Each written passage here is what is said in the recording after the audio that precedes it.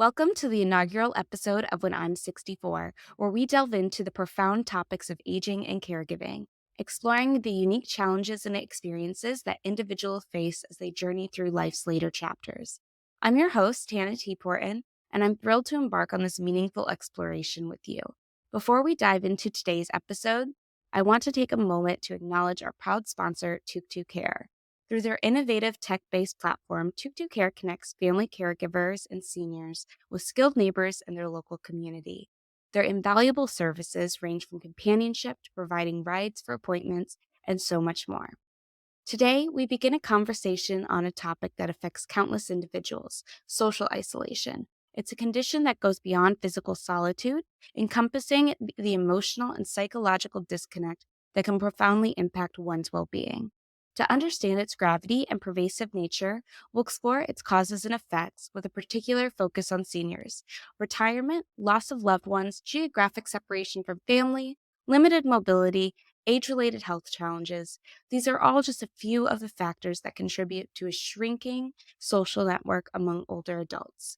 Societal ageism and the erosion of community structures further compound the issue, leaving many seniors feeling isolated and disconnected. And then came the COVID-19 pandemic, an unforeseen disruptor that intensified the challenges of social isolation. Safety precautions like social distancing and isolation inadvertently deepened the sense of loneliness experienced by older adults. Restricted visitations, canceled social events, and increased reliance on technology further isolated our aging population, creating unprecedented levels of emotional strain. To shed light on this critical issue, we are honored to share a glimpse into our interview with Peggy Gilmer, a dear friend of Tuktu Care. Peggy graciously shared her experiences during our research phase for this podcast. A vibrant woman in her 70s, Peggy's diverse career in organization development and her continued involvement in coaching young startups provide a unique perspective on the challenges of aging and social isolation. We're also privileged to have Rustam Sengupta, the founder of Tuktu Care, join us. Rustam will share his inspiration for creating Tuktu and discuss his unwavering mission: combat social isolation among older adults. Throughout the podcast series, we'll continue to explore different facets of social isolation and how it intersects with important areas such as planning and caregiving. Our aim is to establish a solid foundation of understanding while also delving into innovative solutions that address these effects. And now let's hear from Peggy as I ask her how and when isolation has entered her own life while aging. Very much so. Very much so. I can't imagine anybody my age that isn't. Either they're losing a spouse at this point or they've been alone, where I've been single for a long time and liked it, still do. But I bought a house about 30 miles away from all my friends right after COVID and am not in the network anymore. I'm not in the village where we were all together. And it's a very different life having to create social events and social outings rather than walking downtown and visiting. Yeah. And what kind of social events have you been creating? How have you been navigating that? Not well. Not well. I have started building, I still have a couple of horses. And so I've started making friends at the barn. And we had a party at my house last weekend. And I realized that they were a great avenue for friendship, where before it had always been, we see them across the barn. Hi, how are you? And so that was a new one, just to say, okay, I'm going to have a party and invite everybody in. And now I can see riding with people and doing things together with them. But it's when you live in an isolated area. I'm not isolated, but I don't live in a neighborhood. It is different. And a lot of the old venues are not of interest anymore. I'm not interested in joining a church or belonging to clubs. So what I'm trying to do is find projects that I want to do with other people. I just volunteered to help with climate change here on Whidbey Island and participate that way. Oh, and I'm going to be counting guillemot birds on the cliffs of Whidbey Island. I just signed up to do that, and there's wonderful people doing that. What I'm trying to do is find new interests that then hook me up with people that have the same interest. That's my creative strategy at the moment. Yes. Is this something you feel like your network of friends is also dealing with? Do they have different solutions or have faced different challenges in being isolated than yourself? It's a great question. I see them needing to do that like when they lose a spouse, then they have to reinvent their life. But mostly, I've lived in a community that has known each other for long periods of time. And it's a small enough community that everybody's known each other for a long time. And it becomes the extended family. It's even with my single women friends that they've had the same interests. We have book club, we play cards, all those things become the core, the kind of spine of your social life. I know when we spoke previously, you mentioned you were visiting a friend in a care home or visiting other friends who might be facing other challenges that come from aging. Do you see them struggling with isolation as part of that challenge? I'm sure some do. And yes, of course they do. But with the friend that we were talking about, hers is dementia and she's withdrawing into a world and she is isolated. And I watch her Mhm. grab your hand and squeeze it for all she's worth, trying to get something out that she can't get out anymore. And so I Yeah. feel her isolation that is pretty severe.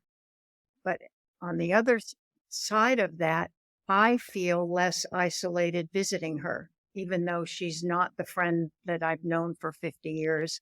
But just sitting with her, when I sit with her, our life together just tumbles back through me. And I remember all the fun times we had and all the ways she helped me and I helped her. We raised our kids together. And there's a continuity of experience, even though she's not sharing it in the same way.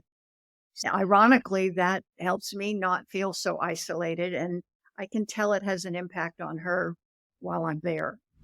Social isolation poses a mounting challenge for solo agers, individuals who have never been married or are widowed and without children, as well as for those in partnerships who find themselves caring for their spouse while their children live further away. In the context of these struggles, we are grateful to have Rustam Sengupta, the founder of Tuktu Care. When I'm 64 is proudly sponsored by Tuktu, and we are honored to have Rustam here to provide insights into both the challenges of isolation and the innovative solutions being pursued. Hi, my name is Rustam Sengupta. I'm the founder and CEO of Tuktu Care.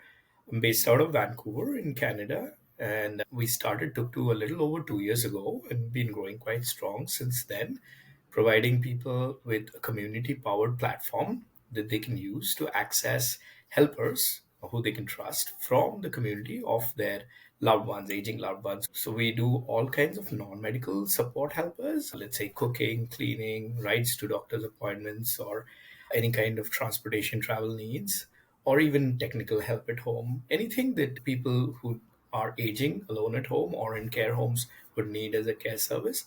So we're across British Columbia right now, also scaling to Alberta and the rest of Canada pretty soon. Great. And was there a personal inspiration, something within your own story that made you think this would be a good solution? Absolutely. After moving to Canada in 2016, I was working as the director for the Sustainable Development Technologies Canada, which is one of the Canadian government's clean tech funding arm. And it's a $2 billion fund and was managing some money over there. But during COVID, I realized that the fact that I was living away from my parents live in Singapore, I was really struggling to manage their care ecosystem, being a remote family caregiver for them. And my dad has dementia, and my mom's the primary caregiver, but she's really lacking that access to a trusted community, which would be just like family for her. And so, obviously, over here, what happened was that I started volunteering for the local church over here, Our Lady of Perpetual Help. And while volunteering, I put together a group of similar minded people who wanted to help out in the community. And that's how we started. It was a really small local initiative, but we realized how much of an impact we could make in people's lives and how awesome we felt, how wonderful we felt in being able to support others, and how much we learned from our aging community around us as well. So that's how we started. We decided to build a technical product because we realized the hardest challenge was that we're all busy and we have multiple schedules and there's payments involved, time matching involved, preferences involved. And if you wanted to do it at scale and if you wanted to do it across cities with a very diverse and inclusive manner, then we built a very nice technology platform which is powered by artificial intelligence algorithms which are running at the back end. and other stuff, which is very easy for users to use. But more importantly, it's a product which is built for family members who are living far away to access a trusted network. And what are some of the things that families are able to do on the app? How does it make their life simpler? You can do a lot, right? You can pretty much, it starts from the fact that you can manage your family tree. So, as one person, you can have your father, your mother in law, father in law, grandparents, everybody now nested inside a particular digital platform. You can add some data about them, you can build their profiles and make it smarter.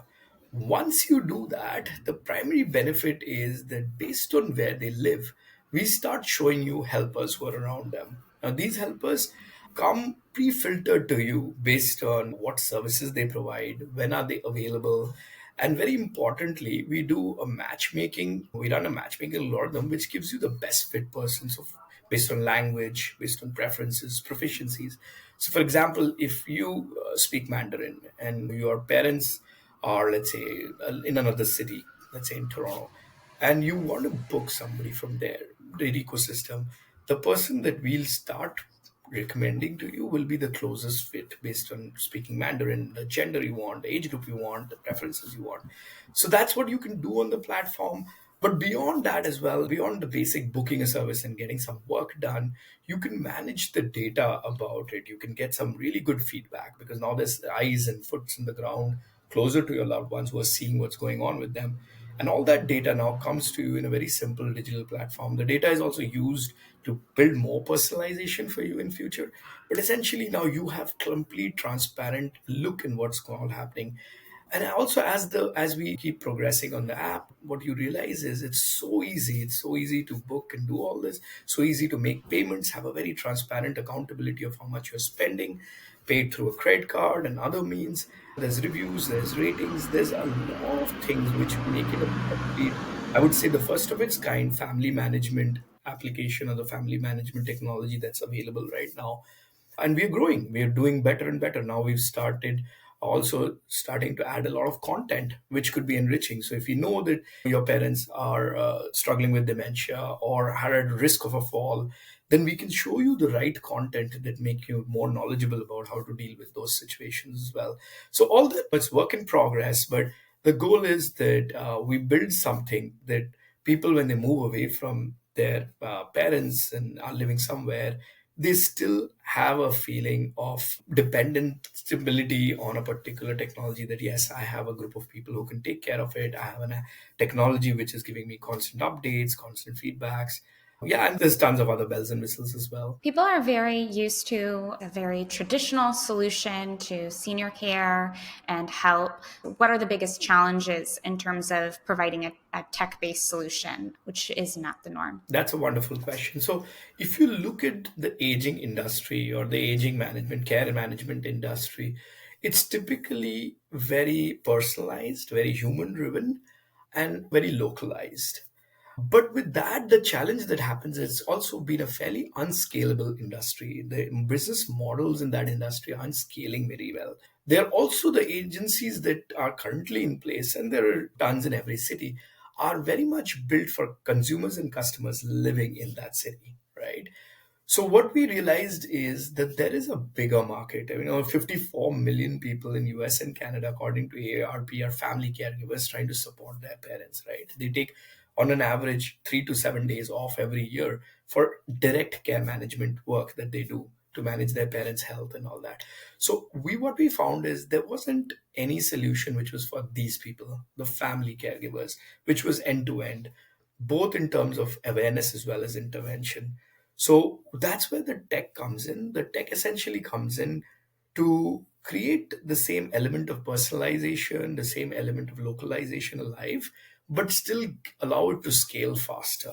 Because now with AI and other stuff, you can process large amounts of data and you can actually do a lot of personalization without being on the phone with somebody, without actually having to have long, lengthy conversations. You could do these assessments based on simpler ways. And also, we realized that the tech product was very handy for really busy family caregivers. So, if you're a mom and you have two kids of your own, but you also have your parents to manage elsewhere, It's really hard if you have to talk to every single service provider separately and build a relationship with them, understand if they're safe or not, their quality, the payments, everything. So you'd want everything to come together on one platform in one window. And that really helps. And it's even better if the Windows actually starts to prompt you what you need to do and what are the best practices and stuff like that. So that's where the tech part really plays in, is to really take the aging industry, which has been super fragmented and very localized and personalized, take the elements of those, but create a very scalable platform which can really grow, which can attract funding, which can attract a lot of customers and have a level of quality and standardization that you'd expect from a proper nice brand. Great. With many of the conversations I've been having for this project, one of the reoccurring themes is social isolation. Tuktu offers companionship and all these services. How does Tuktu fit into this challenge that many seniors, that we're all facing, but seniors especially? Yeah, I'm really passionate about social isolation or fighting social isolation. And that's because social isolation is really what you can say a silent pandemic, right? It's all across the board. You're right, you're absolutely right. Everybody in every age group faces it, right? And we deal with it in different ways. But the vulnerable folks who are, older, or folks who have some kind of a different need or a special need, they face social isolation to a next degree. And there are very less tools and technologies and products available for them to fight social isolation. And this is really bad. It's really bad because social isolation now, documented, leads to significantly double the risk of dementia for older folks if you're socially isolated. Or it leads to higher rates of suicides. It leads to higher rates of depression. A report just came out a few weeks back from the Surgeon General in US, which actually named it as social isolation being one of the silent epidemics that was going on. And it was very clearly pinpointed that when people are isolated, it actually becomes a healthcare issue. It actually becomes a mental health issue more than just a social issue. So we are extremely passionate. We're super happy that a ton of our services, nearly half of them, are companionship services, where we actually have young people, old people, all kinds of people actually going and sitting with the care recipients and creating a nice sense of a relationship, making them feel wanted, making it having a sense of purpose. And some of the feedback I get is super encouraging, where we have family members call up and tell us that the very fact that somebody started going regularly and engaging with their parents have become more cheerful, have become more positive about life, and interestingly, go for their screenings on time and have a better health as well. So this is a challenge. We should deal with it. It's very invisible, but it's there in the society. As mental health issues are getting the acknowledgement that they should, I think social isolation is something that has to be dealt with. And there's no simple magic wand to fix social isolation. There's no pill you can take. It has to be done through creating stronger communities which are supportive of our vulnerable loved ones. With companionship being the most linear service to social isolation, Tuktu emphasizes matchmaking, especially from a cultural component. Can you elaborate a bit more on that, as well as just in terms of the aging landscape as a whole and where that falls? So, when you're old and you feel isolated, there are multiple reasons you feel isolated. You might be living in the densest city in the world, in a New York or Chicago or San Francisco, but you might feel socially isolated, and you do that because of three primary reasons. One is you have a challenge communicating your feelings. You have a challenge communicating what your desires and wants are. And that is often something that happens because as we have diverse societies now, language becomes a barrier for older people. When you want to access facilities which help lead you a better health, you might be giving up on a neighborhood which speaks the same language. So that's number one, is not being able to communicate properly. Number two is not being able to have any shared engagements. So, for example, Hannah, you like playing chess, right? And that is something that you're really excited about. As you grow older, the number of people who would play chess with you really reduce for whatever reasons. And also sometimes, again, when you move to a setting where you are there because of health reasons, because you need more facilities, you might have less people who play chess with you. So your particular preferred engagement hobby, or I could say hobby, or preferred way how you socially interact also reduces. And number three, what happens is you have such a less time ahead of you. When you think of yourself, you feel disinclined to meet new people and make that effort, right? When you're young, and this is coming from a great research out of Stanford as well, it's not just me saying it, but when you're young, you make an effort to meet new people because the investment is worth it. You might know them after 5 years, 10 years, even if sometimes you don't like them. After 5 years, you might want a job from them, or you might want a recommendation from them. So you indulge it. But when you're older, and when you're really looking at a shorter time horizon in your life, you don't want to make that effort. So the three issues of communication, preferred engagements, and the disinclination to make an effort to meet new people really affects you, and you become more and more isolated. And I can say personally, looking at my parents, they were extremely outgoing, independent, they were young. As they moved to Singapore and they're in a different setting, now they're old, they don't have the office to go to. I noticed that they have communication issues, they have issues in, you know what, I don't really like this bridge group because I'd never played bridge. I actually want to go for cycling and there's nobody to cycle with me. Or number three, that why should I make a new friend? I might live for 5 years, 10 years, and what's the point? What's he going to bring value to my life? And what if it doesn't work out?